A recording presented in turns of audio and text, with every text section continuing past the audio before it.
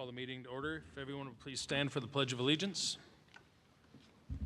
I pledge allegiance to the flag of the United States of America and to the republic for which it stands, one nation, under God, indivisible, with liberty and justice for all.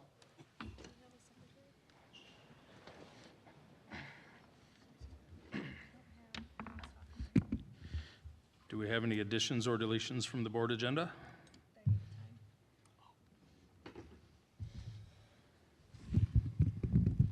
Nope, nothing for this evening. Okay. We're going to move on to our student representative report. Oh, Yeah, go ahead. Hunter, did you get any, okay, good. So nobody, no public comments. Okay. He was checking. All right, thank you. Good to go. Go ahead, Maya. Good evening, everyone. My name is Maya, and I'm honored to present this month's student report on behalf of the student body. During October, our National Honor Society chapter has been sponsoring a soup can drive called Souptober. The class that donates the most cans will be awarded with donuts and apple cider. And in addition, NHS is also partnering with Rotary Interact for a pie fundraiser. Orders are due by November 21st, with pie distribution scheduled for December 18th from 6 p.m. to 8 p.m. They are also organizing a blood drive with Versity on November 25th. Additionally, Rotary Interact has also launched a shoebox donation drive, and their induction ceremony will take place on November 9th at 2 p.m. This month, we're excited to announce a new holiday event called Monster Mash.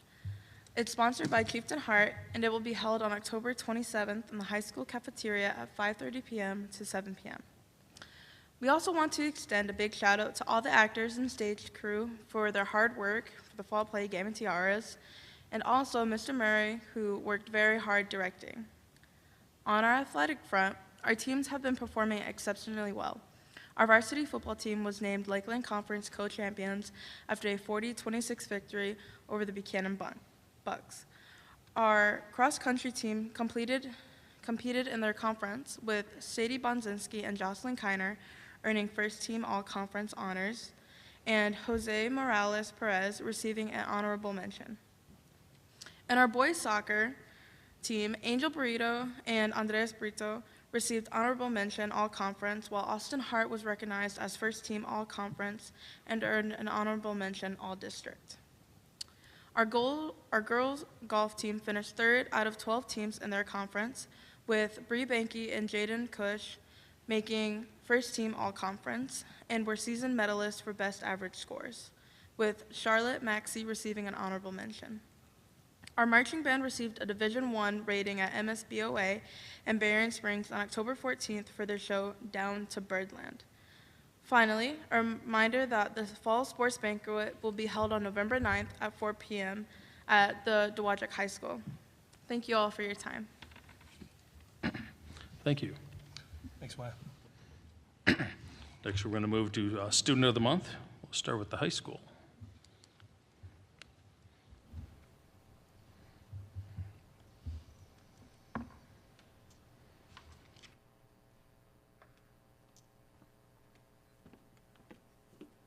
Good evening. My name's Kelly Millen, principal of Dowagiac Union High School. If I missed Cooper, I don't think I saw him come in. But if I missed you, please come on up right now. So ladies and gentlemen, in his absence, I'm going to go ahead and tell you a little bit about why we selected Cooper Simchek as our Student of the Month. Cooper is a 17-year-old senior at Dowagiac Union High School. He's the son of Craig Simchek and Keisha Checkley. He was selected as the next Student of the Month with overwhelming support from our entire DUHS staff. Cooper was nominated for Student of the Month by his English teacher, Dr. Andrea Sprague. Dr. Sprague had this to share about why she felt Cooper would be the perfect candidate for Student of the Month honors.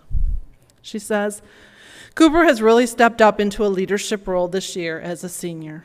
During book clubs and senior English, for example, he volunteered to be his team's leader, a role he continually encourages teams to stay on track with their reading, facilitates great discussions over the books where they dig deep into the story, the characters, and the plot, as well as reminding his classmates of upcoming due dates. I have heard from other staff members that Cooper continues to lead by example in extracurricular activities as well, where he has been selected, excuse me for that, totally lost my train of thought. She said, let me start again. I have heard from other staff members that Cooper continues to lead by example in extracurricular activities as well, where he has been seen reading before a football game and working with other students in his book club outside the English class. And it's not just in academic areas where Cooper has been leading by example, but also in his attitude and behavior. Cooper is one of the first students to encourage others to be respectful and comes in every day with a great attitude about reading and eager to learn. It's been a pleasure watching Cooper grow in all these areas over the last 4 years at Dowagiac Union High School. So we'd like to say congratulations to Cooper. He certainly made an impact on the students and staff at the high school, and we wish him much success. So each of our students tonight for Student of the Month will receive a plaque or a certificate that reads Dowagiac Union Schools, and in this case, Cooper Simchek, Student of the Month, Dowagiac Union High School, September 2025. And it reads, the school board administration and staff appreciate your academic performance and mentoring of fellow students. And it'd be signed by their principal and superintendent, Mr. Bloomgren. In addition, each of our students will also get a Student of the Month t-shirt like this one with their names on the back. So congratulations to Cooper Simchek.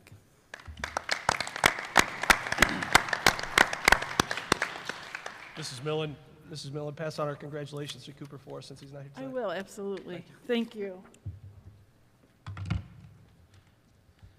Next, we'll move on to the middle school.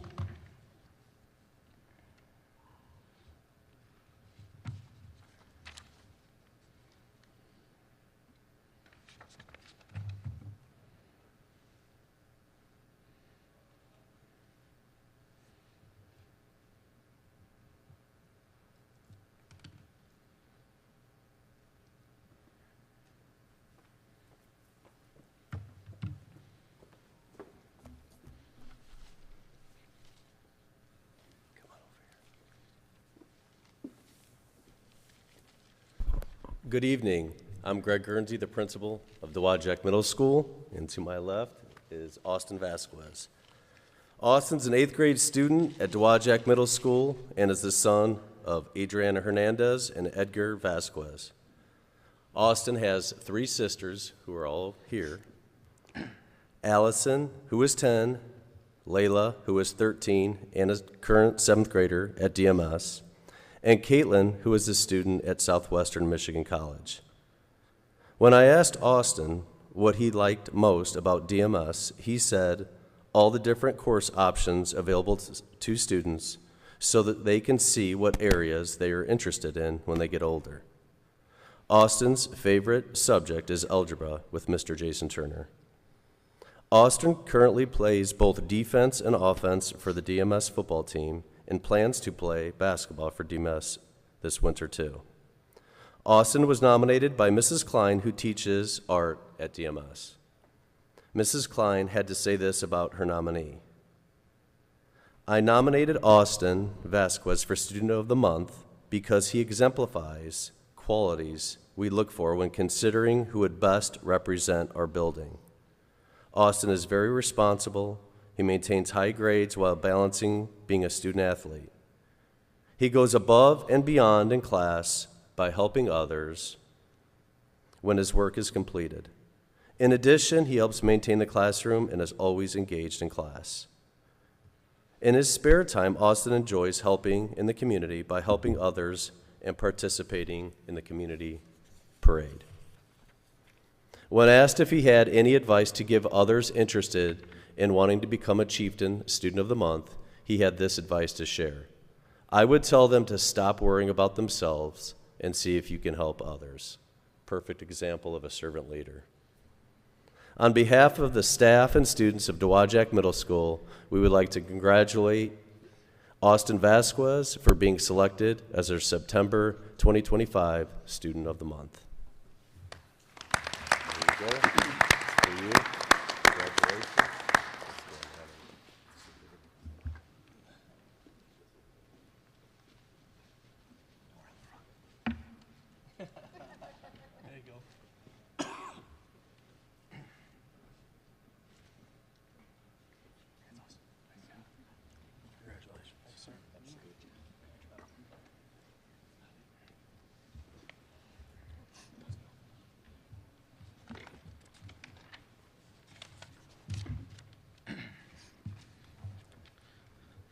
Next, we have Kinchelo.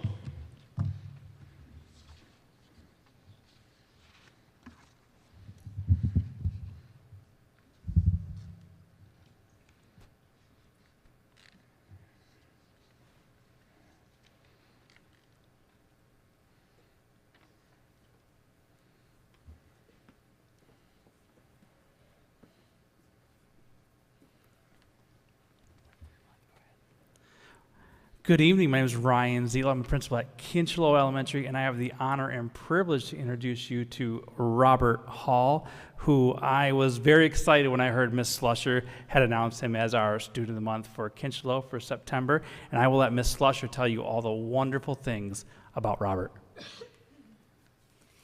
All right, good evening. I've had the pleasure of having Robert for 2 years now. I was his 4th grade teacher. Now I get to be his 5th grade teacher, and I feel very blessed.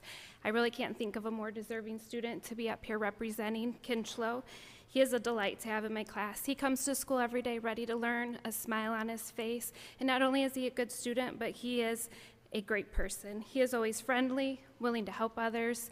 He lends a helping hand to anyone, and I know he will be very successful in his future. So congratulations, Robert.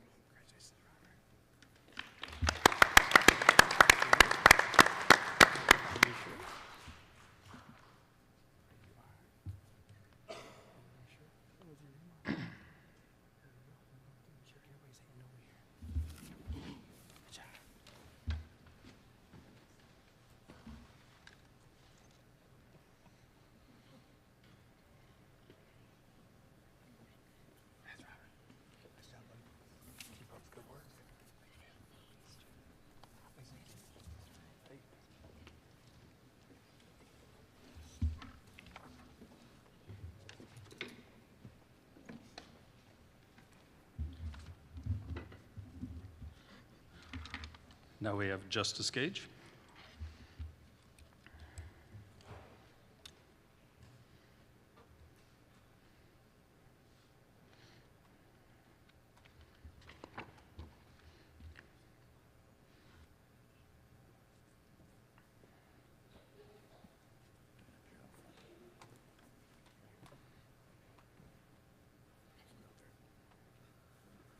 Good evening. My name is Brian Henry. I'm the principal of Justice Gage Elementary, and I am here with our September Student of the Month, Carissa Grant, and her 5th grade teacher, Mrs. Munson, will tell all about her wonderful things. Thank you.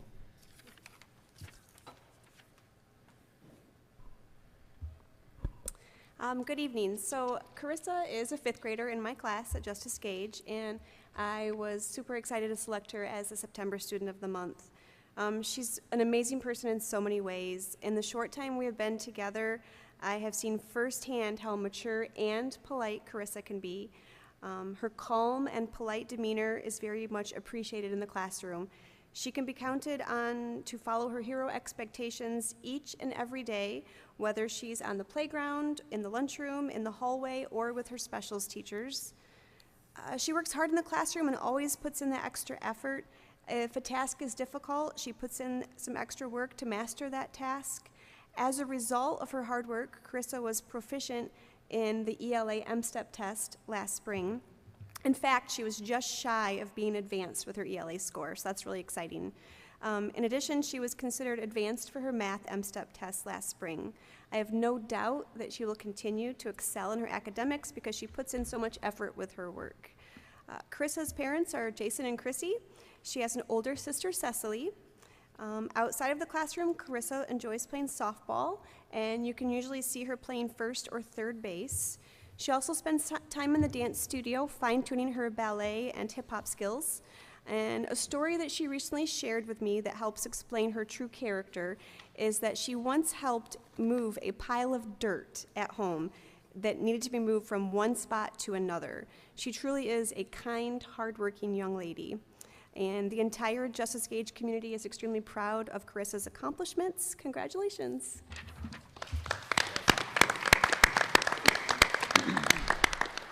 Just wanted to add a couple things. This morning, Mrs. Munson's class was working on electrical circuits and turning on light bulbs, and Mrs. Chris was so excited about a science class because they get to do experiments all the time. And her advice to next year's 5th graders If your teacher asks you to do the assignment, make sure you do it and don't just sit there, and be helpful. Congratulations, Miss Carissa Grant. All right, wonderful round of applause, please.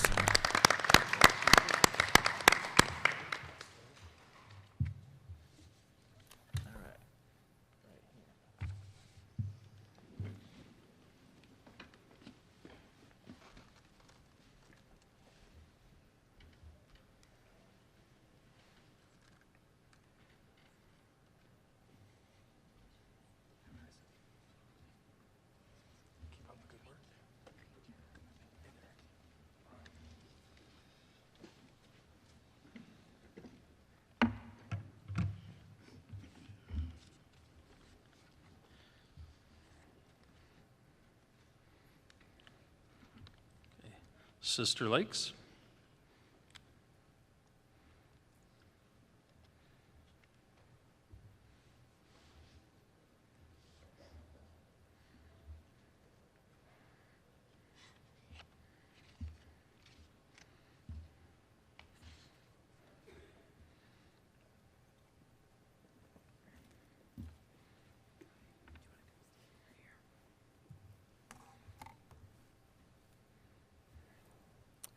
Good evening. My name is Alicia Stout, and I'm the principal at Sister Lakes Elementary, and it is my honor to introduce you to Sister Lakes September Student of the Month, Ember Lozada.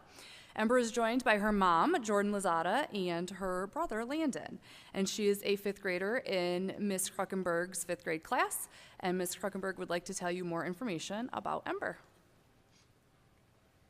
Hi, I'm Allie Kruckenberg, and I'm obviously Ember's fifth grade teacher. So a little bit about Ember is that she has been attending Sister Lakes since first grade. She's 10 years old, and she enjoys playing sports like softball, volleyball, basketball, and soccer. When she is not playing sports, she likes to make bracelets, including a really cute bracelet that showed up on my desk one day that said Miss K, and I had no idea who it came from, but it came from Ember. That's just showing just how kind she is, and her bracelets are very cute. When Ember grows up, she wants to be a second grade teacher because she likes to learn and help other kids. That's something that's evident in my classroom. I see where she's very helpful to other students and she's very kind to others. At school, Ember enjoys reading graphic novels. Her current favorite book is Wish. Her favorite subject is ELA. And her favorite food is spaghetti and orange juice. I asked her the best thing about being a kid, and she said being able to play around and do things that you can't do as an adult. So I chose Ember as our Student of the Month because she is responsible, hardworking, attentive, organized, very organized, and kind. She always follows my directions right away. She is a great example. Anytime I'm looking for somebody in my classroom to point out who is doing the right thing, I can always count on Ember to be doing the right thing. She shows responsibility for her own learning by being attentive while I'm teaching. And this is seen in her work where she's made wonderful academic gains because she's following along in class and she's taking that responsibility for her learning. She focuses on completing her work. She avoids being distracted. And again, like I said, it's very evident that her hard work is paying off. She's respectful and well-mannered, kind to her classmates, and if she sees that someone needs help or is not following directions, she will always offer her help. Ember displays what it means to be a chieftain hero, and I am so proud of her.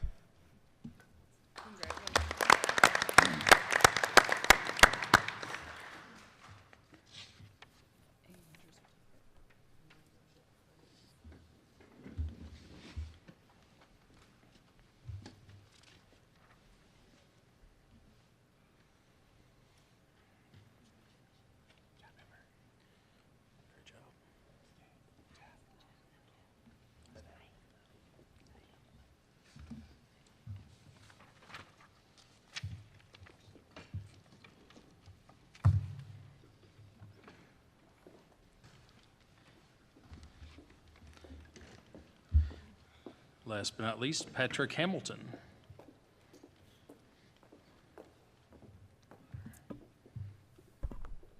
Hello, my name is my name is Hunter Reed. I'm the Director of Curriculum and Grants for Dowagiac Schools. I'm going to be presenting the Pat Ham Student of the Month. So Noah, do you want to make your way up here? As he's coming up here, Noah was nominated by his 5th grade teacher, Mr. Suvarna. And in his absence, I'm going to read it for him. And in the write-up here, Mr. Suvarna and a previous teacher of his, Miss Max, wrote a really nice description of some of the things he's been doing. So, Noah Osmer is the son of Christopher Osmer and Aaliyah Owen. He is the oldest of 3 children and has 2 siblings, Jada and Ava. His favorite animal is a donkey because it makes a funny sound. When he grows up, he hopes to become a police officer because he wants to help people and his community. Outside of school, he enjoys playing tag and hide and seek with his friends. As far as school goes, math is his favorite subject because he's good at it. He is always practicing in math and raising his hand, and he knows all of his multiplication facts. When he is asked if he had any advice for other students about becoming Student of the Month, he said, "You should always show your chieftain expectations, which sometimes can be hard to do." Noah said that to be a true chieftain hero, you should always be kind, nice, and helpful. Congratulations.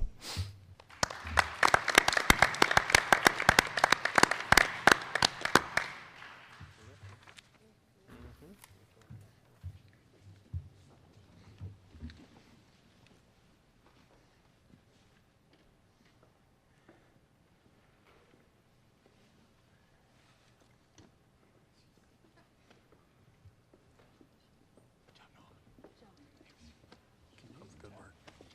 Good job.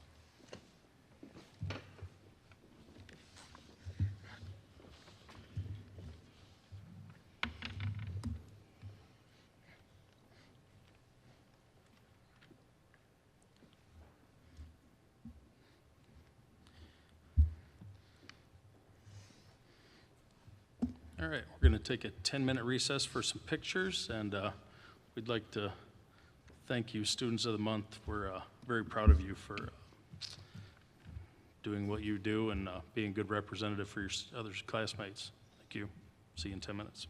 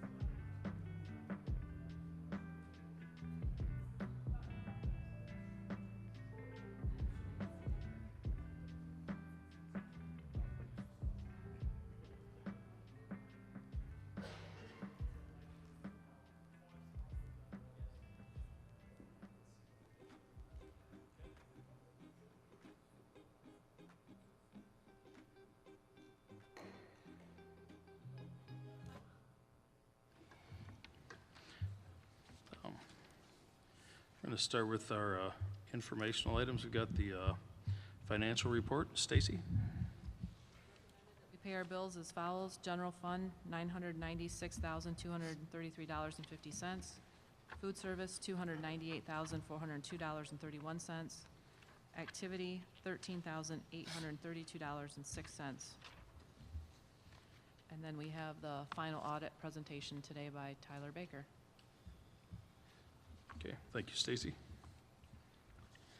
All right, Tyler, you're going to be on here. I just want to test your audio, so can you hear us okay there? Can you hear me? Try that one more time. How about now? I think we're good. It's all yours. Awesome. All right, let's rock. Good evening, everybody. My name's Tyler Baker. I'm a senior manager at Maynard Costerson. And what we have for the next couple minutes is a presentation on your 6/30 of 25 audit report. First of all, I want to thank Stacy and her team for all of their availability and timeliness of providing us documents and answering our questions. We understand management's job does not stop when we show up, and it is not a small task to answer all of our questions and provide us all of the documentation that we need in a truncated amount of time. So we appreciate their availability and responsiveness, and I think is important for the board to hear as well. So I think the easiest way, Greg, is to, if there's questions throughout this process, just flag me down, or we can save them to the end, whatever's easier. But you should have a number of documents in front of you, one of which is the bound audit report. There's also a letter that we'll be going over, and then the main item we'll be going through today is the PowerPoint presentation that we'll be going over. Nothing new in here. Nothing new in this piece of information. But in the PowerPoint that we'll be going over is just kind of puts it all in a much more readable and digestible presentation here. So without further ado, we'll get going. The first page is this audit reports page. And so with that, what we are performing as of 6/30 of 25 is an audit of the financial statements. And we have an unmodified or clean audit opinion, which is the highest level of assurance that we can provide on a set of financial statements, which states that it's in accordance with generally accepted accounting principles. It is a financial statement audit that we prepare. We do not place an opinion on internal controls, but we are required to gain an understanding of them, and through that, if there was anything of note, significant deficiencies or material weaknesses, they would be required to be disclosed to the board in the form of a management letter. And in the current year, consistent with the last few years, we didn't have any such significant deficiencies or material weakness in regards to controls over financial reporting. Compliance for major programs. So if you remember a term called a single audit, this is a separate compliance audit that entities that expend more than $750,000 worth of federal funds are required to have. In the current year, Dowagiac had over $750,000, and so the district is subject to the separate compliance audit. In the current year, we tested child nutrition cluster, which made up approximately 50% of the district's federal expenditures, and through that testing, we did not note any non-compliance or any findings issued with that major program either. So clean opinion from the single audit as well. The governance letter is the 2 or 3 page letter that should be with your bound report. You don't need to flip through it at this point, but if you want to tonight, it'll put you right to sleep because it's a lot of words. But it's essentially a boilerplate letter that is required communication from us to governance that discloses estimates that are inherently included in the financial statements, such as the pension, the net OPEB, asset and pension liability, things like that. So it does disclose what those estimates are within the financial statement. It also, on page 2, discusses if we were to have any disagreements with management or any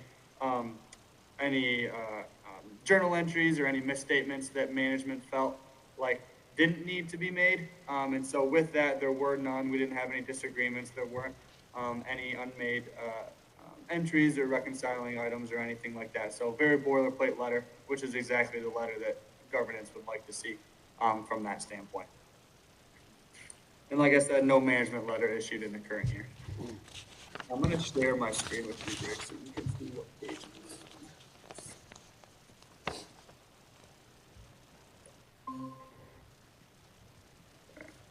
Maybe. Never mind. We're not going to. So the top page is a statement of net position. So this includes items of long-term nature that has a 2025 and 2024 column. So this includes items like long-term capital assets, debt, pension, and the OPEB asset. Two items of note, main highlights difference from 24 to 25 is change in the net pension liability and net OPEB asset. For the district's portion of the OPEB, which is the other post-employment benefit, which is basically health care for retirees, the district's portion of that plan increased from an asset of $642,000 to an asset of $4.5 million, which is the second line item on the balance sheet. And then about the middle of the table, net pension liability decreased from $37.1 million liability to $26.6 million. So approximately $11 million decrease in liability, which is good news, and we'll see plan-wide here in a second also, but that's the district's portion, which makes up the majority of the difference in the assets and liabilities for the district from one year to the next. The next page with the header of statements of revenues, expenditures, and changes in fund balance. So this is on the accounting that you're used to seeing, which is budget actual reports, things like that, where items of long-term nature are expensed rather than on the balance sheet. The two major funds are the general fund and the capital projects, building and site fund, and then you have the total non-major funds, which includes food service, student activities, 2016 capital projects, and then some debt service funds. Net change on the far right column as a total for the district, increased fund balance approximately $906,000 from 9.4 million to 10.3. What makes that up is an increase, or excuse me, a decrease in revenues from approximately 33 million to 32.3. You had an increase in some property tax base, but then you had a contra net decrease in some state funding and some one-time state funding and federal dollars that either didn't get renewed in 25 or ran out from the ESSER funding in the prior year. Expenditures remained consistent from 31.6 million in the prior year to 31.45 million. So overall, very consistent on the expenditure side. General fund on that far left column, you can see specifically an increase in 877,000, taking the fund balance as a percentage of total expenditures to about 26% for the district. The next page is just a few KPIs. Some of this due to the data not all being in for the state or within the ISD is last year's information, but I do think is relevant. Overall, statewide general fund average fund balance was just under 25% at 24.7%. Again, that was last year because audits aren't all in this year. So this is the most recent information that we have. The ISD's average general fund balance was approximately 27%, and then Dowajec's fund balance last year was approximately 23% and is up to 26%, closer to where we would anticipate statewide and the ISD in the current year, especially as districts are spending down and losing those one-time dollars. It all depends on how those districts decided to use the ESSER dollars, if they have repeated expenditures without the revenue that comes in. So overall, very consistent as a state average and ISD average.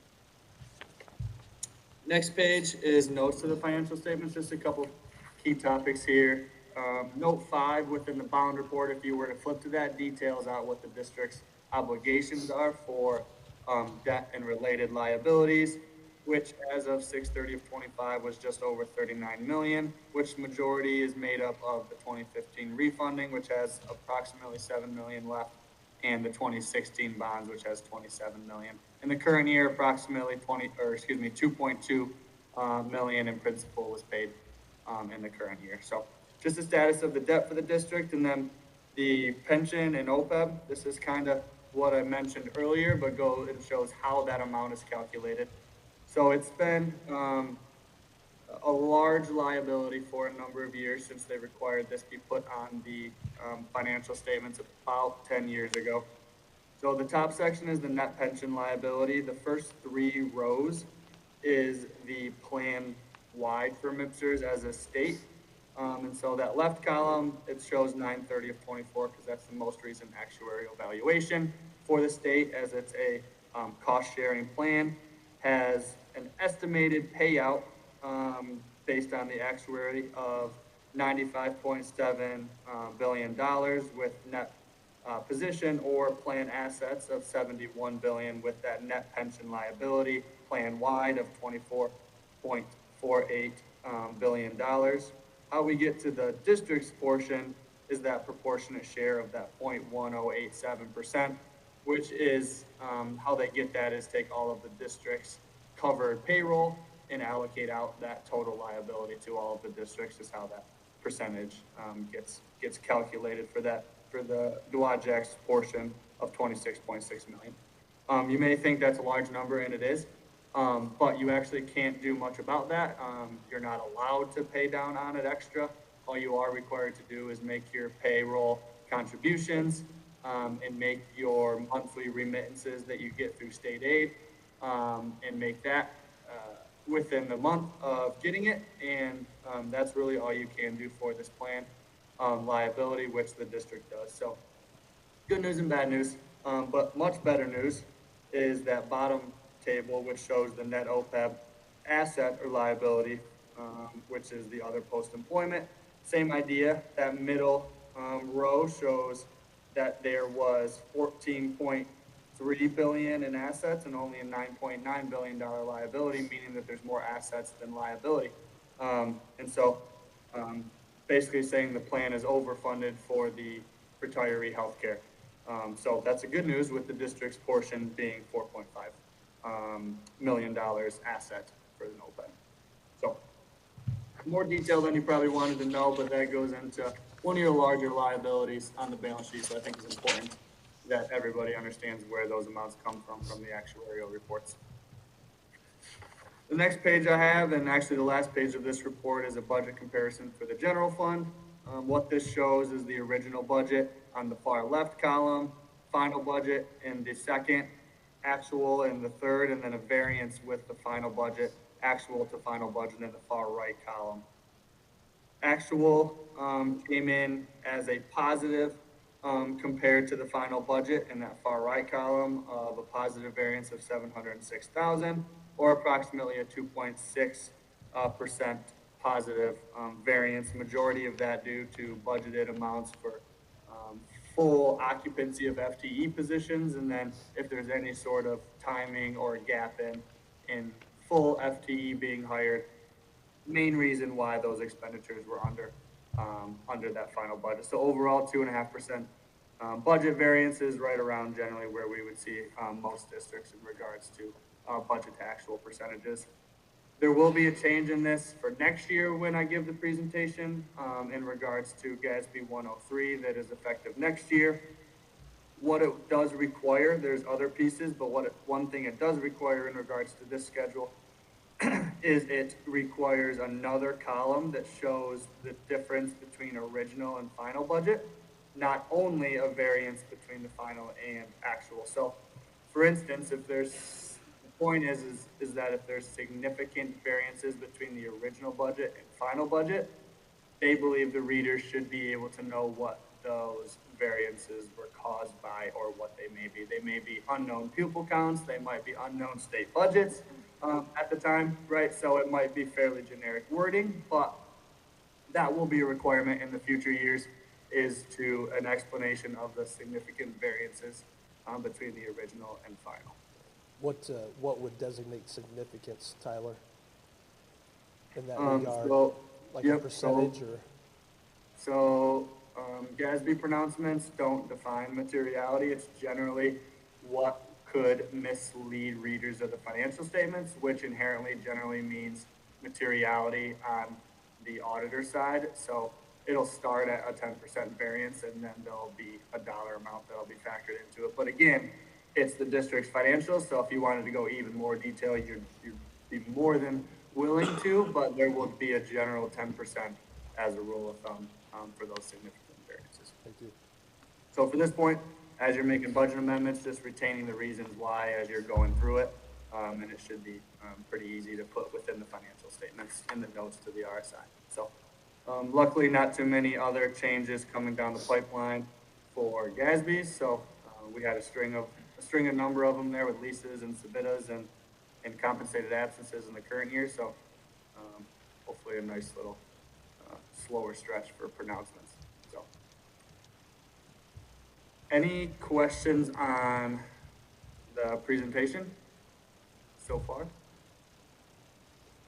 Anything board at this point? Nothing from the board at this point, Tyler? Perfect. So, two seconds on a little bit of change in the current year in regards to the split out of the reports, just so everybody's aware of it.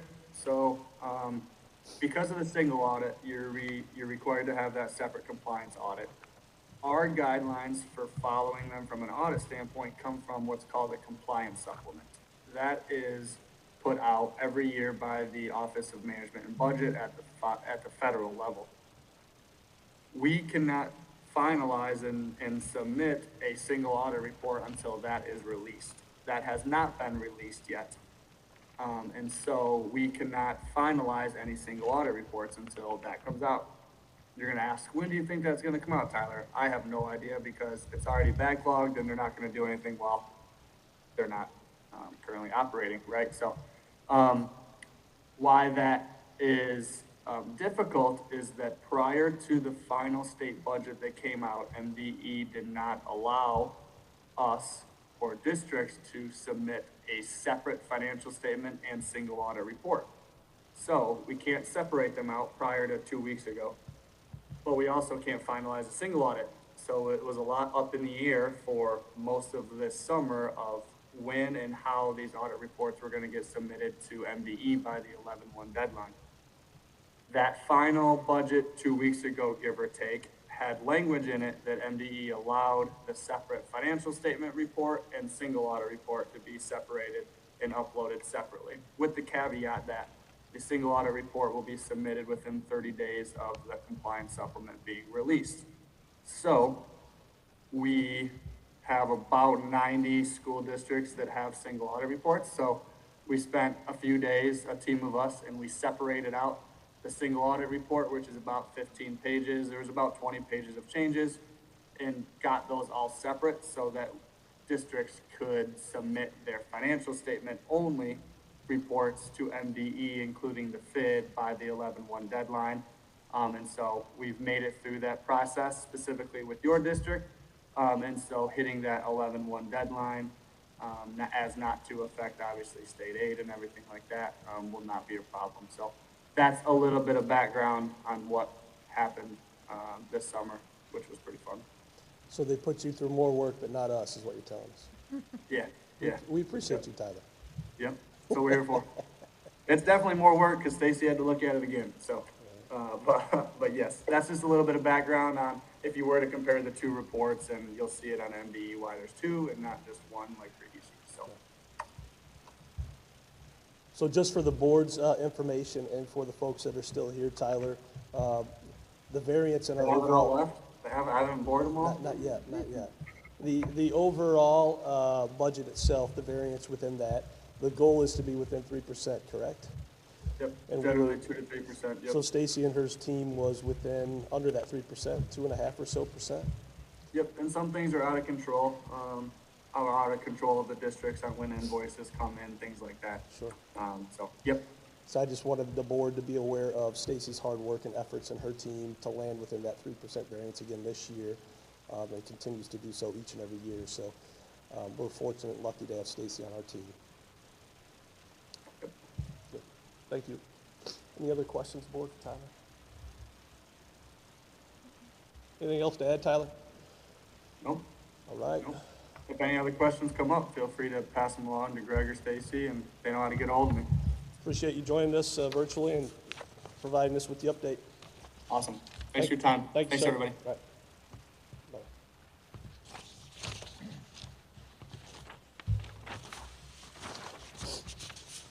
All right. Next, we have the superintendent's report.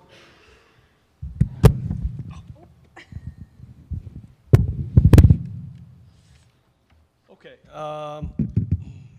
Quite a few things to share with you here outside of the information we shared at the workshop the other day, but a lot of just good news celebrations that I want to share with you and the folks that are still here. First, Sinking Fund information. It's coming quickly. We're only a couple weeks away from the Sinking Fund millage and the proposal on November 4th. So just to update you on that, we continue to put out social media posts, about 2 a week. At the end of last week, we did the informational sheet. So what we've basically done is we're taking that overall informational sheet, we're breaking it down into smaller pieces, and that's what we're throwing out on social media and sharing with our public. So the one at the end of last week was just 4 basic facts that came from the informational sheet that I think are important for everybody to know when they're trying to understand what it is we're doing with the Sinking Fund here locally, and just kind of simplifies what's on that overall informational sheet. So we've got those as individual sheets to share out to everyone, and it's also all combined in that full summary informational sheet as well. So we'll keep sharing those out on social media, and would ask that we continue to share out that information as a school community and get people to go out and make a choice and vote on November 4th, and that's what we want. We want to get people out to the polls and let them decide if this is something that could support our school community. Okay? Elementary parent-teacher conferences are this week. So we have Wednesday night after school, we have parent-teacher conferences at all the elementaries, and then Thursday's a half day. So after the half day, they'll be there in the afternoon. So it'll be great to get our parents in and talk with all of our parents of our students and meet with our elementary families and just the progress that we've made. Believe it or not, we're 9 weeks in. At the end of this week, we will be a quarter of the way through the school season, or the school year already. So it's going quickly. Something that I proposed to Pat Lyle, the president, last week. Pat and I talked for a second. Dr. Whiteman, before he left, had been running our esports team here, and it was a combined dual team from the middle school and the high school, but we have not found someone to take over that role, and Dr. Whiteman was doing it as a volunteer position. So I proposed to Pat and the DA that we set up a Schedule C stipend for that club or team, and would like to advertise that. It's 1.5% of the base salary, so it's not a ton of money. Combined, maybe it comes out to be maybe $1,500 to coach both the middle school and high school team. But we have the room, we have the setup, we have the computers, we have the gaming equipment, and they had a lot of success last year. And the nice thing, if you look at the esports teams, not only locally, but you go to any college campus now, they have a dedicated team, rooms, darn near campuses. They're giving out full ride scholarships now for esports. So this is something that I would like to see continue. We just got to find somebody in the district to take it over and lead it. So that'll be the plan. So we'll try to get that posted. I know Courtney Haryoung, our middle school assistant principal, had been asking around the staff here at the middle school. They hadn't got anybody to bite here, so we're going to put it out within the district K-12 to see if we can find somebody who will take on that role and coach our esports team. Okay? So we'll put that out here soon. I mentioned this to you at the workshop last week, but a big shout out to our high school band, right? Mr. Van Rokel had come in here last year, was his first year, so he's just a year and a few months in here. But they went to their latest competition and earned a Division I rating. And I was talking with Mrs. Millen, Principal Millen at the high school. We were trying to figure out when the last time that happened. And the program needed a reboot. It needed a reset. And he's been able to come in here and do that in a very short period of time. I think it was 2021 that we were able to determine that the last Division I rating happened with the band program. So very excited for our school community, Ben, and the students that are in that program. And you can see and hear the changes that he's made in that short period of time. So just very pleased proud and excited of what he's generating, what he's creating here in the school community for our band program. Next, I have to thank publicly Hunter and Sarah Park for the efforts they've put in here over the last 3 weeks with Pat Ham. We've got Principal Conlon, who is out right now for a period of time, and we didn't have a plan for that. The plan has been evolving, and it's been on the fly, but it's been whatever needs to be done, we're getting done, right? And that's what Pat Ham needs. Their staff needed it, the kids needed it, the families needed it, and I really can't thank Sarah and Hunter enough for the extra time and commitment they've put in to support that building through this time. And we will continue to do that. And I try to be down there to start every day and end every day. And it requires extra bodies. There's some I'm not an elementary person. I'm a secondary person. That's where I grew up, and that was my love and my passion for teaching. But there is an extra amount of work that goes along just with being in an elementary building. And I think all of us are learning that because Hunter is a secondary person, Sarah Park's a secondary person, and I'm a secondary person, and here the three of us are trying to figure out how to do elementary together. So it's been a journey, but again, I think we all just need to take a moment and say thank you to those two for all the extra time and effort they're putting into Pat Ham. So thank you. Enrollment numbers. First time. So this is something to, I think, celebrate in the district. It's been 5 years since our enrollment numbers have stayed stable or gone up. We are looking at an increase in our enrollment numbers for this year for the first time, again, in 5 years. It's not significant, but when you project a 50 student loss each and every year, and we were able to maintain, we ended student count day in the fall last year at 1806. We believe we're going to land at least at 1817, maybe around 1820 when the final student count number goes in for the fall. That's a huge step. I can't tell you why exactly, but to stabilize enrollment and hopefully to keep it there and maybe gain a few kids back over the next few years as we move forward would be a huge step for our school community. So we're very excited and proud that enrollment numbers have stabilized, and we actually went up a little bit this year. Football, first conference championship in 13 years. I think that's a great celebratory point as well. It wasn't but it was maybe tri champions, right? Because Berrien, Buchanan, and us all tied for first, having all beat Brandywine. And then each of the three teams that tied, we had all. So we beat Buchanan, Buchanan beat Berrien, and Berrien beat us. So that's how we ended up a three-way tie for the conference championship. So for the first time in 13 years, football conference champ. Building check-ins this week, so I'll be going around to all the buildings, talking to the building leaders. Been out in the buildings a lot anyway, but just an opportunity for me to sit down and see how everybody's doing. Again, what are the major points that they're working through right now? What are their celebrations? What are their challenges? And how can we support from a central office standpoint? It's Bus Safety Week. So I don't know what that means, other than we're just hoping that our buses transport safely to and from school, and that Dwayne and his team keep doing a great job in transportation. Since the transition to Dwayne as our transportation leader, haven't had a whole lot of responsibility to do extra time or be out there much. So I think they're all settling in out there and doing a great job, but just hoping for a great week with Bus Safety Week out at the transportation department. And as I said earlier, this is the end of 9 weeks of school, so we're a quarter through. Go Chieftains, that's it.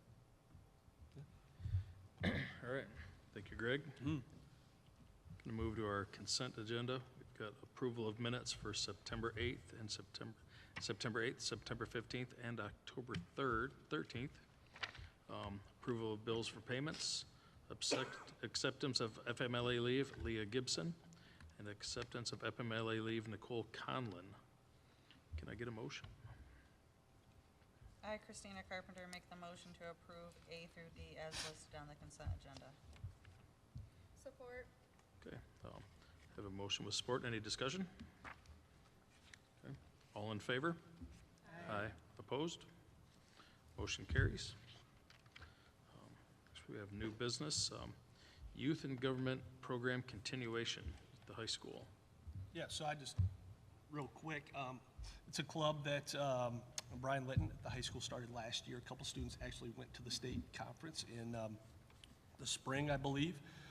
It's mock trial, opportunity for them to real life experience what the government, how the government runs at the state level.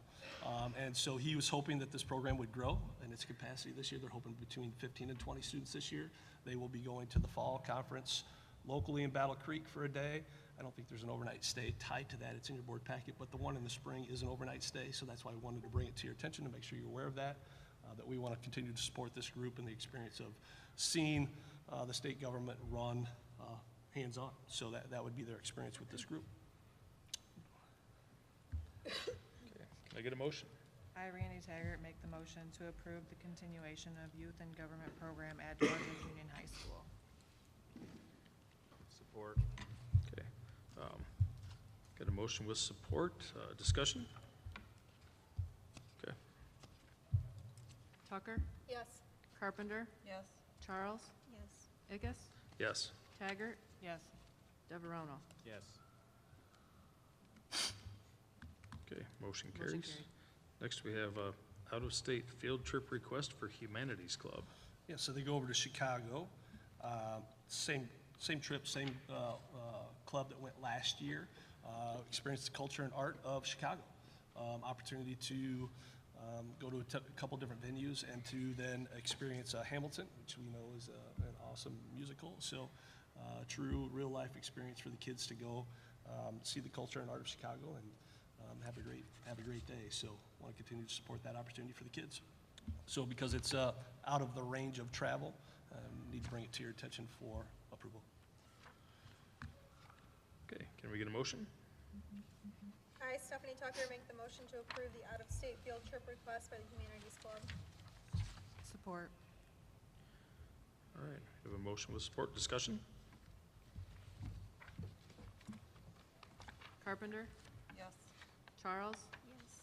Ickes? Yes. Taggart? Yes. Devereaux? Yes. Tucker? Yes. Motion carried.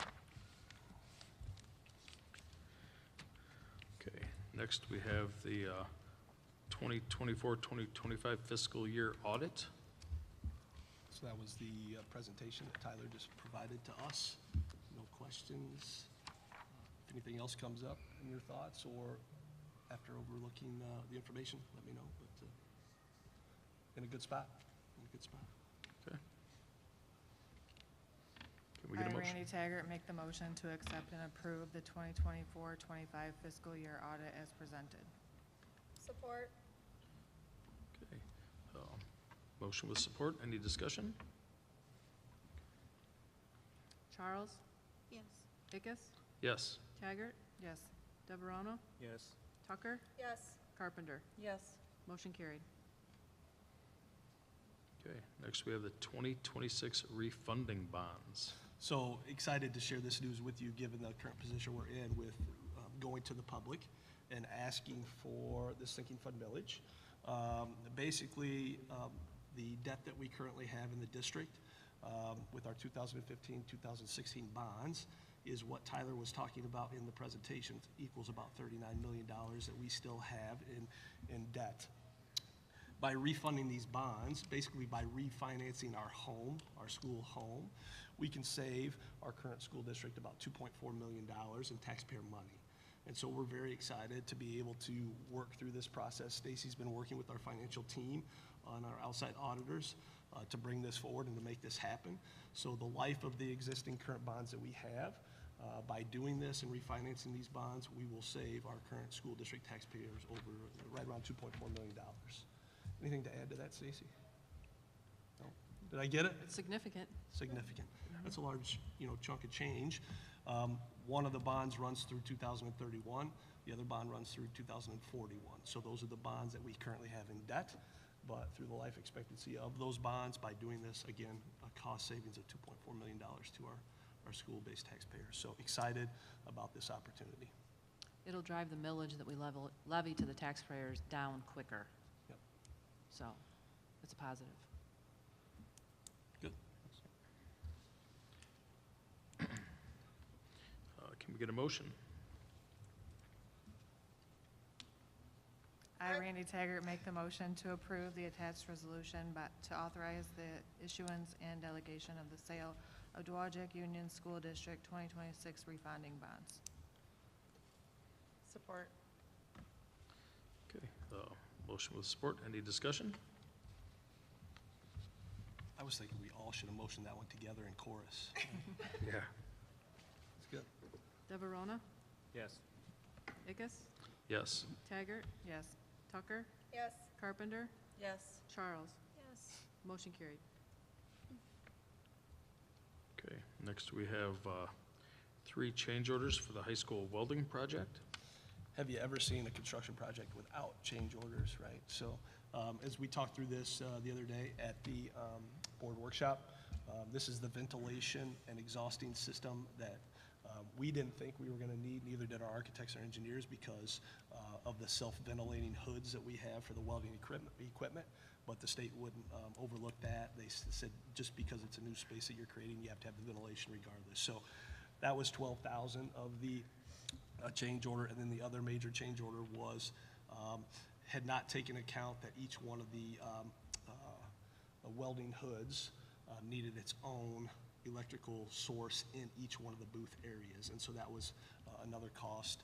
So basically, those 2 change orders alone was what the 22 came up to for this change. And with that being said, as I shared with you the other night, the architects and engineers will always pursue and try to get some give backs from the construction company and the management firm that is doing our project to try to equal those out. So they're working that angle as we work with them consistently. But stuff we couldn't change or do without, so we had to add them in. So that's what those are.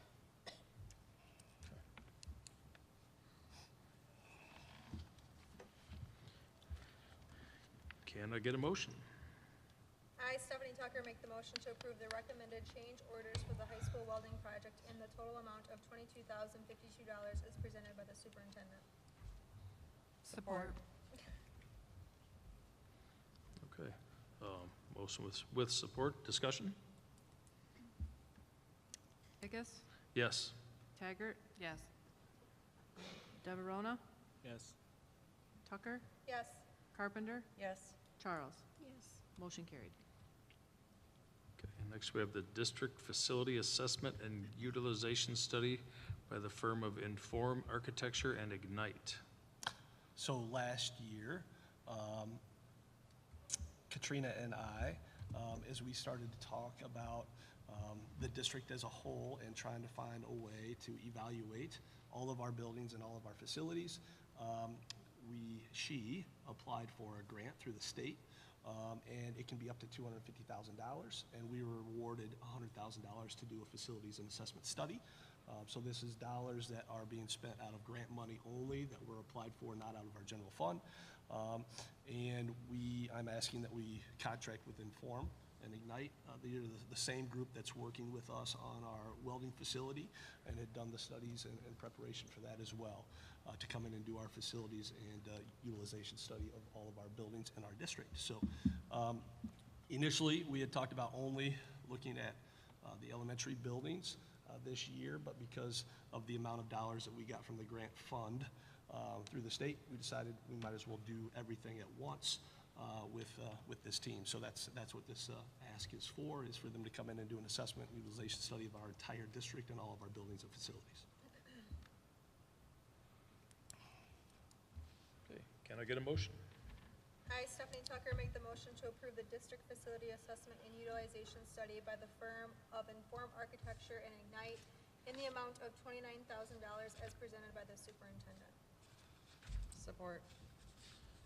Okay, motion with support. Discussion? Taggart, yes. DeVerona, Yes. Tucker, Yes. Carpenter, Yes. Charles, Yes. Ickes. Yes. Motion carried. Okay, we're going to adjourn and go into closed session. Before we do that, I'd like to thank Stacy. We would all like to thank Stacy for all your hard work with the budget. You make our lives a lot easier than they could be. Thank you. Again, we're gonna go into closed session, and we'll be back after that. Oh, actually, hold on. What do we got here? Make a motion. Yep. Can I get a motion for the closed session Open Meeting Act 15.268, Section 8, discussion items of student discipline? I, Randy Taggart, make the motion to enter into closed session for the purpose of discussion items on student discipline. Support. Okay, motion with support. Well, gonna go into closed session.